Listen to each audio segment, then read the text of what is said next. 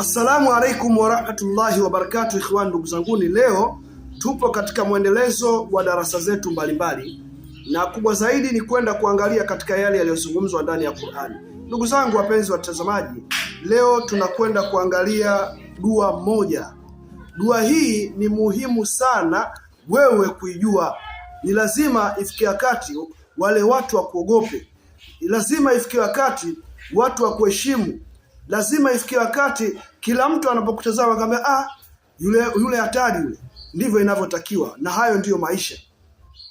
Ndio maana mmoja kati ya wasemi wanasema, muogope sana mtu ambaye unapomfanyia baya yeye anakushtakia kwa Allah.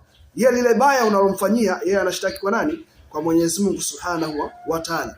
Kwa hiyo leo tunakwenda kuangalia na kumsaidia mtu mwenye matatizo. Riziki zimekuwa ngumu, kazi zimekuwa ngumu, biashara zake ngumu. Kwa hiyo namna gani anaweza akafanya ili mambo yakakaa sawa? Hapa nataka twende nikakusaidie. Kwa hiyo ungana na mimi ili jambo likae sawa kwa idhini yake Allah Subhanahu wa Ta'ala. Na katika haya maneno nakwambia, sio maneno kutoka katika kichwa changu, ni maneno ambayo yaliyopita katika baadhi ya wasomi, wanachuoni ambao waliotutangulia. Na hawa Mwenyezi Mungu kawapa daraja, kawapa makarama. Leo nataka kwenda kumzungumzia al-Imamu Abu Hamid al-Ghazali rahimahullah.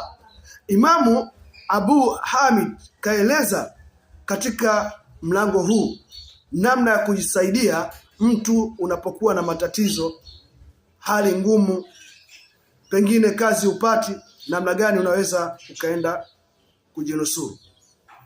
Na katika hii kaelezea katika kisa kikubwa ambacho kilichotokea wakati wa Nabii Nuhu alayhi salatu wassalam, wakati alipokuwa boti limepata mitihani, lina mabalaa yametokea, basi ilisomwa aya moja, na aya hii ikawa ndio sababu ya boti alilokuwa amelipanda Nabii Nuhu kupata amani na kupata kuokoka na kuwa na baraka. Kwa hiyo hebu tuendelee tukatazame somo hili na dua hii, nini tunaweza tukaistafidi kwa idhini yake Allahu Subhanahu wa Ta'ala.